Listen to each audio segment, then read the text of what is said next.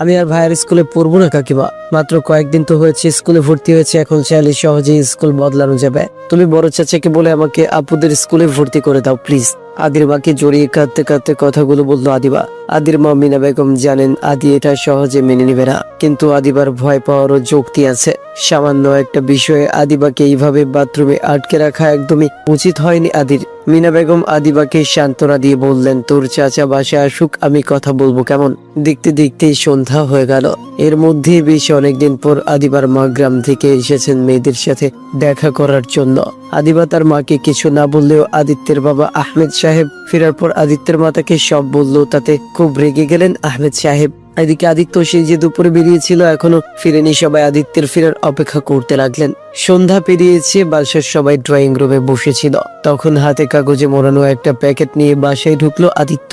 আদরকে দেখে আহমেদ সাহেব এগিয়ে গেলেন। কোনো কিছু না বলে আদরের গালে ঠাস করে থাপ্পড় বসিয়ে দিয়ে বললেন, তোর সাহস কি করে হলো এমন একটা কাজ করার? সবার আদর পেয়ে সাপের পিছপা দেখেছিস তাই না? আদি কিছু বললো না, মাথা নিচু করে নিল। আদিত্য চোখ মুখ অসম্ভব লাল হয়ে আছে। আদিত্য যখন খুব রেগে যায় তার ফর্সা মুখে রাগের লাল আভা ছড়ায়। এটা নতুন কিছু না। আদিত্য মাথা নিচু রেখে আদিবার দিকে এগিয়ে আসলো। অজানা আতঙ্কে কিছুটা সরে গেল আদিবা। আদিত্য এগিয়ে গিয়ে আদিবার হাতে কাগজে মোড়ানো প্যাকেটটা দিয়ে বলল, আমি এই ব্যাপারে কিছুই জানতাম না আদিবা, তাই ব্লাড দেখে ভেবেছিলাম তুই ব্যথা পেয়েছিস, তাই রেগে গিয়েছিলাম।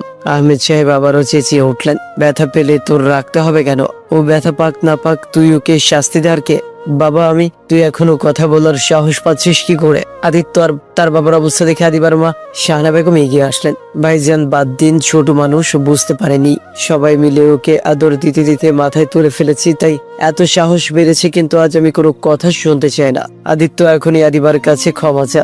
আদিত্য চোখ গরম করে আদিবার দিকে তাকালো। ক্ষমা চাওয়ার মতো কাজ আদি কখনোই করবে না, সেই ব্যাপারে সবাই নিশ্চিত, কিন্তু সবাইকে অবাক করে দিয়ে আদিত্য বলে উঠল, ক্ষমা করে দে আদিবা, আর এমন হবে না। আদিত্যের মুখে ভুল স্বীকারমূলক উক্তি শুনে নিচের কানকে বিশ্বাস করতে ইচ্ছে করলো না আদিবার। সে কি ঠিক শুনেছে? আদিত্য যত ভুলই করুক না কেন কখনো তা স্বীকার করে না। আজ হঠাৎ সব নিয়ম ভেঙে গেল।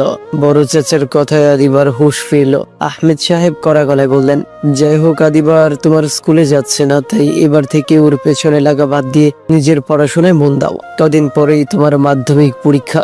আদর অবাক হয়ে বলল, ও স্কুলে যাবে না মানে? মানে ও এখন থেকে অরিনার সাদিয়ার স্কুলে যাবে।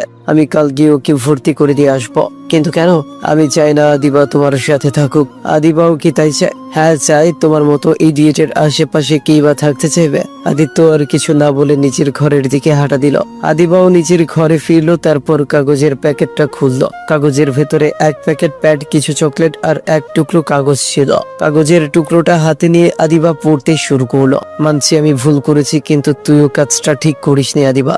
আমি যখন জিজ্ঞাসা করেছিলাম কিভাবে ব্যথা পেয়েছিস, তখন আমাকে সব খুলে বললি না কেন? তুই জানিস তুই ব্যথা পেলে আমার খারাপ লাগে, তাই তোকে আগলে রাখতে চাই। এটাই কি আমার দোষ? তুই কেন আমার সাথে সংকোচ ছাড়া কথা বলতে পারিস না?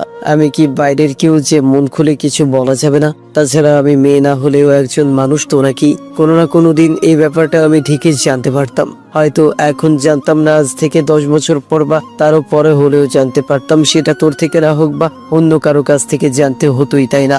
তাহলে এখন বললে কি অসুবিধা ছিল?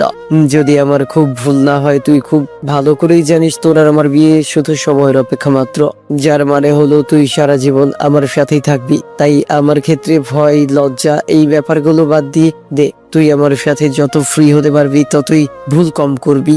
ভুল না করলে শাস্তি পেতে হবে না, শাস্তি না পেলে আমাকে ভয় পেতে হবে না। আমি চাই না তুই সারা জীবন আমাকে ভয় পা।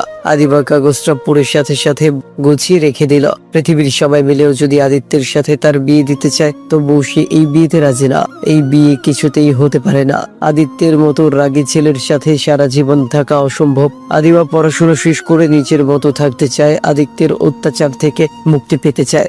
যাই হোক, ভবিষ্যতে কি হবে সে নিয়ে এখন না ভাবলেও চলবে। আপাতত আদিত্যের কাছে ক্ষমা চাওয়া উচিত, কারণ তার জন্য আজ আদিত্যকে থাপ্পড় খেতে হয়েছে। আদিবা ভয় ভয় আদিত্যের ঘরে এগিয়ে গিয়ে বলল, আদি ভাই আসবো? দাঁতে দাঁত চেপে উত্তর দিল, আয়। আদিবা এগিয়ে গিয়ে আদিত্যের সামনে দাঁড়ালো। আদিত্য মুখ তুলে বলল, শুনলাম তুই নাকি স্কুল বদলাতে চাইছিস।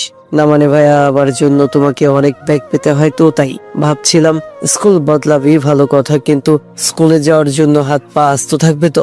মামা মানে আমি কি বোঝাতে চেয়েছি তুই বুঝেছিস আমি জানি, কিন্তু আপনাদের স্কুলের পড়লে কি অসুবিধা ভাইয়া? আমার তো কোনো অসুবিধে নেই, তুই সারা জীবনের জন্য হাঁটা চলার ক্ষমতা হারাবি, তাতে আমার অসুবিধা কিসের? যা অসুবিধা সেটা তো তোর। আমি বিছানায় বসে ভাইয়ার দিকে তাকে কাচুমাচু মুখ করে বললাম, ভাইয়া আমি তো বলে দিয়েছি আমি আপুর স্কুলে ভর্তি হতে চাই, এখন বড় চাচাকে কি বলে নিষেধ করব? কিভাবে নিষেধ করবি সেটা তুই জানিস।